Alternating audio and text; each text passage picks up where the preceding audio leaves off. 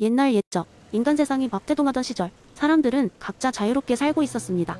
서로 다른 물의 상관과 같은 각자의 삶을 불태우며 개별 존재로서 어두운 숲과 너른 들판을 유랑하고 있었죠.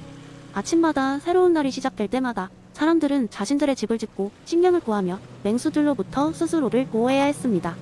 그들은 외롭고도 자유롭게 자신들의 길을 개척해 나갔죠. 그러다가 어느 날 우연히 숲에서 길을 잃은 젊은 청년이 있었습니다. 그는 나무 껍질과 이끼로 임시 허기집을 만들어 며칠 밤을 지새워야 했습니다. 이곳저곳에서 들려오는 야생의 소리들은 그의 마음에 두려움을 심었고 점점 그 속에 갇힌 기분이 들었습니다. 이를 두고 볼 수 없었던 동물의 왕 리바이어던이 그를 찾아왔습니다. 리바이어던은 바람과 석양을 가르는 포효와 함께 그에게 인간이 직면한 본질적인 문제에 대해 설파하기 시작했습니다. 너희가 겪는 끊임없는 불안과 위험은 무엇 때문이라고 생각하느냐? 너희는 자유롭지만 그 자유 속엔 고독과 투쟁만이 가득하도다. 청년은 리바이어던에게 자신의 처지와 두려움을 이야기했고 리바이어던은 고개를 끄덕였습니다. 너희 인간은 모두가 각각의 욕망을 쫓아다니며 충돌과 싸움을 피할 수 없느니라. 그러니 내가 제안하느니라. 너희 인간끼리 계약을 맺고 서로의 안전을 보장할 방법을 찾아보아라. 리바이어던은 청년에게 자연상태에서 인간 세상은 마치 혼돈 속에 휩싸인 만인에 대한 투쟁과 같다고 설명했습니다. 각자가 다른 사람을 두려워하고 밤마다 서로를 견제하면서 잠을 못 이루는 것이 자연상태라면 누가 평화와 안녕을 갈망하지 않겠느냐? 이 말을 들은 청년의 눈빛에 번뜩이는 깨달음의 빛이 스치고 지나갔습니다. 그렇다면 다른 사람들과 동맹을 맺고 함께 살아가야 한다는 것이군요. 그래서 우리는 싸우지 않고 서로를 신뢰할 수 있게 되는 것이겠지요? 리바이어던은 자애로운 미소를 지으며 끄덕였습니다. 주권자를 세우고 그의 강력한 권력 아래서 함께하는 것이 아니고서는 인간은 다시금 혼돈으로 돌아가고 말 것이니라. 사회계약이란 너희가 스스로 자유의 일부를 양도하여 얻는 평화와 질서의 상징이다. 주권이 강할 때 사회가 번성할 수 있음을 잊지 말라. 그날 이후 이 젊은 청년은 마을을 돌아다니며 자신이 깨달은 바를 사람들에게 전파하기 시작했습니다. 그는 리바이어던과의 대화를 화두로 삼아 사람들 사이의 신뢰와 협동의 중요성을 강조했습니다. 그렇게 시간이 지나 많은 마을이 그의 이야기를 따라 스스로 사회를 조직하고 공동의 안전을 구축하게 되었습니다. 결국 청년의 썰은 후대에 이르러 사회개혁이라는 근간이 되었고 우리는 서로의 안전과 평화를 위해 조금씩 자유를 양보하게 되었죠. 이 썰을 통해 현재의 우리는 리바이어던의 가르침대로 평화 속에 살아가고 있으며 그것이 오늘날 우리가 과거와는 다른 세상을 누리는 비결이란 사실을 되새기게 됩니다. 두 번째 이야기 옛날 옛적 아주 먼 옛날 세상은 아직 문명의 손길이 닿지 않은 자연상태에 있었다. 그곳은 장자크 루소가 말했던 이상적인 세계, 인간들이 자유롭고 평등하게 살아가던 시기였다. 이곳에서는 아무도 사유재산이라는 것을 몰랐고 내 것과 내 것이라는 개념도 존재하지 않았다. 모든 것은 공유되었고 각각의 사람들은 자신이 필요한 만큼만 가져갔다. 그 마을의 이름은 루소빌이었다. 루소빌의 사람들은 유쾌하고 친절하고 상냥했다. 그들은 매일 아침 햇살이 비추는 숲속이 나뭇잎을 입을 삼아 기분 좋게 깨어났다. 그리고는 자연이 제공하는 신선한 과일과 물을 즐기며 하루를 시작했다. 이곳에서는 누구도 걱정할 것이 없었고 모두가 서로에게 힘이 되어주었다. 어느 날 이 마을에 샤룰이라는 사람이 찾아왔다. 그는 호기심 많고 뭔가 특별한 것을 찾아 나서야 한다는 열망이 가득 차 있었다. 마을 사람들은 그를 따뜻하게 맞아주었고 샤룰 역시 그들과 조화롭게 어울리며 지냈다. 하지만 샤룰에게는 한 가지 남다른 점이 있었다. 바로 그는 무언가를 만드는 것을 아주 좋아했다. 어느 날 그는 사람들이 그저 주워 먹는 과일 이외의 특별한 것을 만들고 싶다는 생각이 들었다. 샤룰은 길가에 널려있던 자갈을 모아 특별한 모양의 돌을 깎기 시작했다. 그는 그것을 물건이라 이름 붙였고 그것이 자신만의 특별한 소유라고 생각하기 시작했다. 시간이 지나면서 사람들은 샤룰이 만든 물건에 관심을 보였다. 그리고 샤룰은 자신이 만든 물건과 바꾸기 위해 예쁜 조각 구슬 또는 더 잘 익은 과일을 아퍼드 받았을 때 점점 만족감을 느꼈다. 샤룰의 물건은 곧 마을 전체에 퍼졌고 사람들은 각자 자신만의 물건을 만들기 시작했다. 처음에는 단순한 호기심에서 시작된 일이었지만 상황은 점점 복잡해졌다.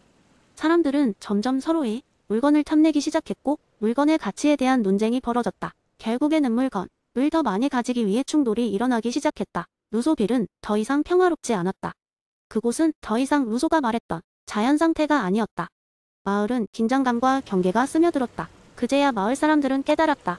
서로 소유하고 자랑하고 비교하기 시작하면서 자유롭고 평등하던 관계가 흔들리기 시작했음을 이대로는 안 되겠다고 판단한 마을 사람들은 모두 함께 모여 샤룰과 이야기하기 시작했다. 샤룰은 마을 사람들의 이야기를 듣고 큰 깨달음을 얻었다. 그는 자신이 처음 물건을 만들게 된 의도를 반성하며 사람들에게 사과했다.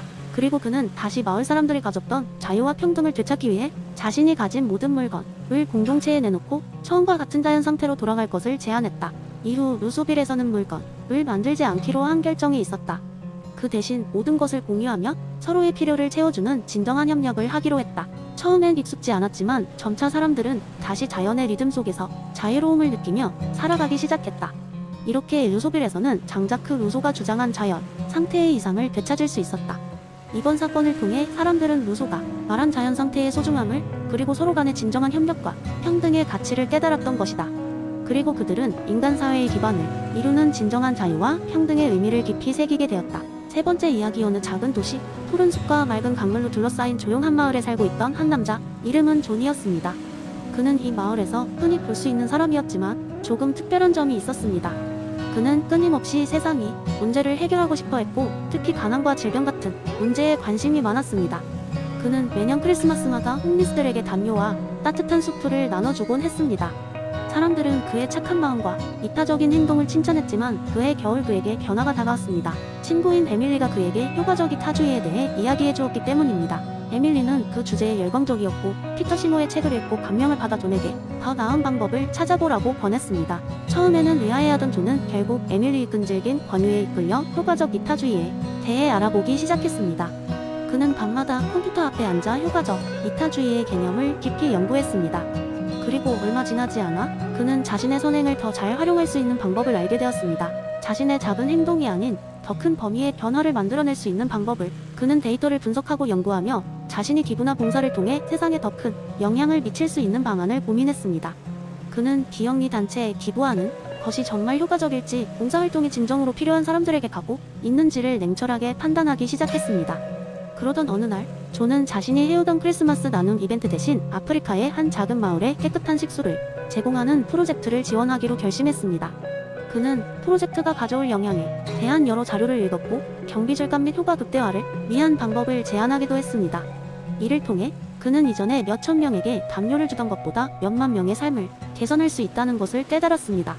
이 과정에서 그는 많은 도전에 직면했습니다. 마을 사람들과 친구들은 그의 이타적인 행동이 사라진 것 같다고 아쉬워했으며, 어떤 이들은 그가 너무 냉정해졌다고 비판하기도 했습니다. 하지만 존은 자신이 하는 일이 사람들의 삶을 실질적으로 더 나아가게 하고 있다고 믿었기 때문에 흔들리지 않았습니다. 몇 년, 그는 더 많은 사람들에게 영향을 미칠 수 있는 자선단체를 설립했습니다. 그의 프로젝트는 점차 확장되어 학교를 세우고 무료 지원까지 하게 되었습니다. 존은 효과적 이타주의라는 이론 이임을 직접 체험하며 그 이론에 따라 자신의 방향을 끊임없이 조정했습니다. 마을 사람들은 그의 변화를 이해하기 시작했고 존의 이야기와 성과는 많은 사람들에게 영감을 주었습니다. 마침내 존은 단순히 착한 사람이 아니라 진정으로 세상을 바꾸는 사람으로 우뚝 서게 되었습니다. 이로 인해 더 많은 사람들이 효과적 이타주의에 관심을 가지게 되었고 세상은 조금씩 더 나은 방향으로 변해가기 시작했습니다. 네 번째 이야기. 한 번은 철학 여행을 떠난 친구들 민수, 수지, 그리고 철학 박사 과정을 밟고 있는 영준이 있었습니다. 그들은 일상에서 벗어나 새로운 관점을 얻고자 앤스콤의 행위의 의도성 이론을 심도 있게 탐구하기 시작했습니다. 여행의 시작은 앤스콤의 철학이 어떻게 현대인의 삶에 응용될 수 있을지를 생각하는 데에서 출발했습니다. 세 사람이 첫 번째로 방문한 곳은 시골 마을이었는데 그곳에서 그들은 유명한 투명한 나무 미로 축제를 발견했습니다. 이 미로는 특이하게도 나무가 투명한 플라스틱으로 만들어져 안팎이 훤히 보이면서도 길을 찾기 매우 어렵다고 소문난 곳이었습니다. 미로에는 다양한 길의 선택지가 있었고 어떻게든 미로를 완주한 사람에게는 마을의 상징인 철학자의 황금 열쇠를 준다고 했습니다. 미로 앞에서 친구들은 어떤 길을 선택할지 의논했습니다. 민수는 무작정 가보자고 했고 수지는 마을 주민들에게 물어보자고 했습니다. 그러나 영주는 엘리자베스 앤스콤의 의도성에 대해 설명하기 시작했습니다. 그는 의도가 특정한 행동을 어떻게 지향하고 형성하는지에 관해서 이야기해주며 미로를 단순히 지나가는 행동에 그치지 말고 그들 각각의 목표를 생각해보자고 했습니다. 의도란 우리의 행동의 방향을 제공하는 거야. 영준이 설파했습니다. 미로를 돌파하는 목적이 단지 황금 열쇠를 얻는 것이라면 의도는 단순하겠지만 우리가 각자의 삶에 어떻게 이 이론을 적용할지 생각한다면 이야기는 달라질 수 있어. 영준의 말에 수지는 자신의 내적 탐색을 위해, 민수는 흥미로운 경험을 기록하기 위해 미로를 헤쳐나가기로 마음먹었습니다. 서로의 의도가 명확해지자 그들은 자연스럽게 각자의 방향성을 설정하게 되었고 미로를 통해 자신만의 지도를 그리기 시작했습니다. 흥미롭게도 그들이 서로의 의도에 맞춰 행동하자 미로에서 길찾기가 점점 쉬워졌고 마침내 중간에서 만나게 되었습니다. 그곳에서는 미로의 정수를 상징하는 대두성의 샘이라는 예술 설치물이 그들을 맞이했습니다. 셈에서는 조용히 흐르는 물줄기가 있었고, 이는 물리적 행동의 연속이 어떻게 의도에 의해 의미를 창출할 수 있는지를 나타내는 설치물이었습니다. 여행을 마치고 돌아오는 길에 수지는 이렇게 말했습니다. 앤스콤의 의도성 이론을 적용하니 평범한 나무 위로가 아주 특별한 경험이 되었어. 같은 행동을 하면서도 각자의 목표가 다르니 받아들이는 것과 배운 것이 정말 달랐어. 민수도 덧붙였습니다. 맞아, 그냥 걸었을 뿐인데도 뭔가 더 큰 의도를 가지고 있었다는 생각이 들었어. 우리의 의도가 행동에 의미를 부여하고 그것이 결국 우리의 이야기가 되는구나. 이렇게 친구들은 앤스콤의 의도성 이론을 통해 단순한 이로 여행을 깊이 있는 철학적 탐구로 변화시켰습니다. 돌아오는 길에 그들은 현대사회에서도 각자의 의도를 명확히 함으로써 더 의미 있는 삶을 살아갈 수 있음을 깨닫게 되었습니다. 이 우연히 떠난 여행은 그들에게 일상의 행동까지도 의도적으로 바라보는 태도를 심어주었고, 그들의 삶은 그날 이후로 조금 더 의도적이고 철학적으로 변화하게 되었습니다.